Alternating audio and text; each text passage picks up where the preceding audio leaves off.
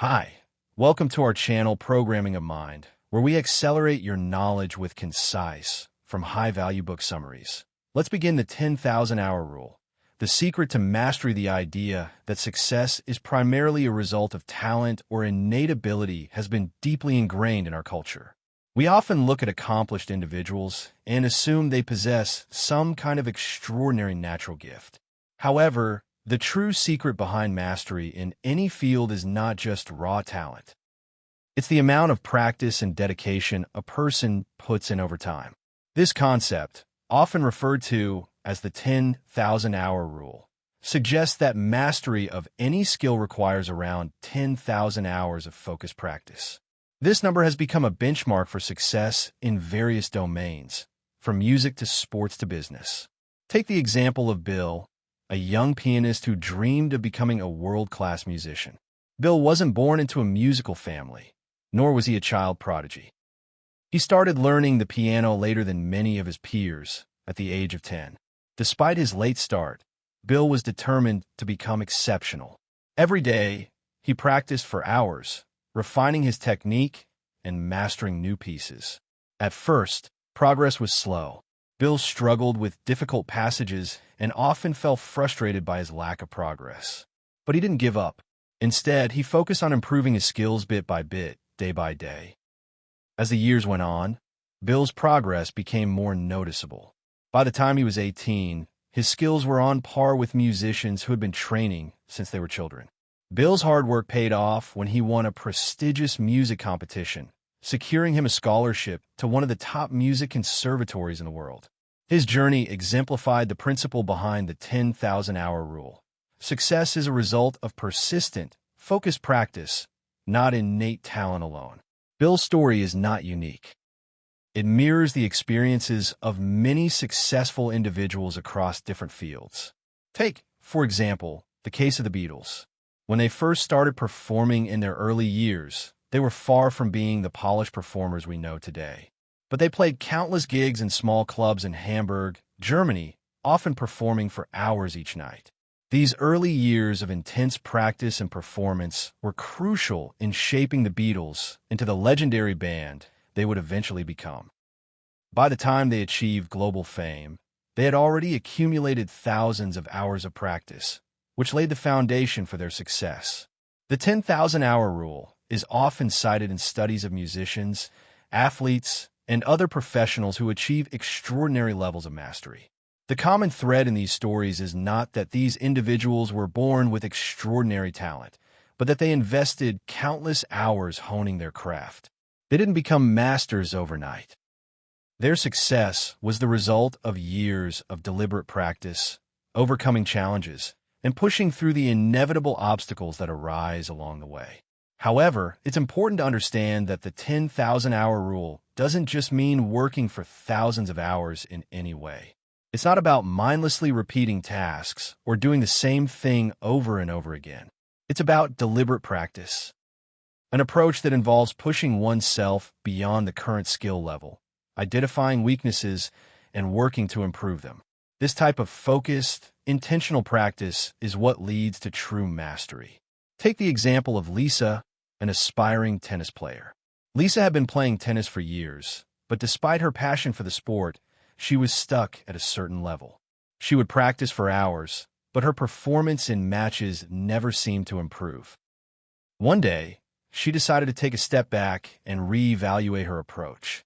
Instead of just hitting balls for hours, she started working with a coach who could pinpoint her weaknesses, her footwork, her serve technique, and her consistency under pressure.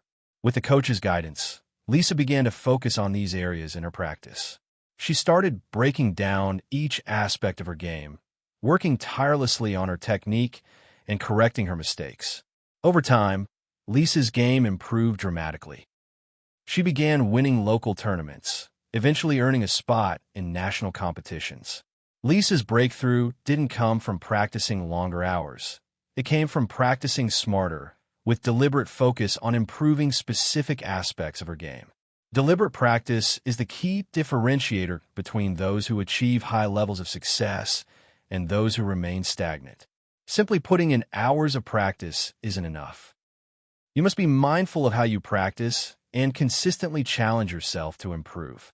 This means stepping out of your comfort zone, trying new techniques, and seeking feedback from others to identify areas for growth. One of the most important aspects of the 10,000-hour rule is that it highlights the importance of early opportunities. Success often requires not only talent and hard work, but also the chance to start early and accumulate hours of practice. This is why many successful individuals, such as top musicians or athletes, started their careers at a young age. The earlier they began practicing, the more time they had to reach the critical 10,000-hour threshold. Take the case of Matthew, a young soccer player who dreamed of playing professionally. Matthew's parents enrolled him in soccer classes when he was just 5 years old.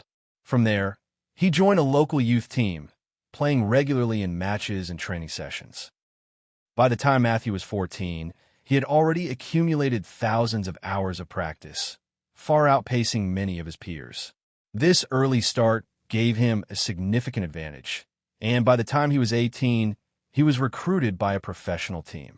His success wasn't just about natural ability, it was about the sheer volume of time he had spent practicing and honing his skills from a young age. Early opportunities are critical because they allow individuals to accumulate the necessary hours of practice to master their craft. But what if you don't have the luxury of starting early? Can success still be achieved if you begin later in life? The answer is yes. While starting early certainly provides an advantage, deliberate practice can still lead to extraordinary results, even if you start later. What matters most is your commitment to consistent, focused practice over time. Consider the story of Anna, a woman who took up painting in her 40s. Anna had always loved art, but never pursued it seriously. However, when her children grew up and she had more free time, she decided to take a painting class. At first, her work was far from impressive, and she struggled to capture the emotions and expression she wanted. But Anna didn't let this discourage her. She took every opportunity to practice, experimenting with different techniques and styles. She sought feedback from other artists and worked with mentors who could help her refine her skills. Over the course of several years, Anna's paintings began to gain recognition. She started selling her artwork and eventually held her own exhibitions. Anna's success didn't come from talent alone. It came from her commitment to deliberate practice and her willingness to put in the time and effort, even when she started later in life. In conclusion, the 10,000-hour rule is a powerful reminder that success is not just about talent. It's about the time, effort, and focused practice we put into mastering a skill. While talent may give someone an initial edge, it's the consistent, deliberate practice over time that truly leads to mastery. Whether you start young or later in life, the key to success is putting in the work, focusing on deliberate practice, learning from mistakes, and continually challenging yourself to improve. The 10,000-hour rule isn't a guarantee of success, but it provides a clear framework for how mastery is achieved through sustained, focused effort. Thank you for listening, and please like the video and subscribe for more great upcoming content that will put you in top 1% people in the world.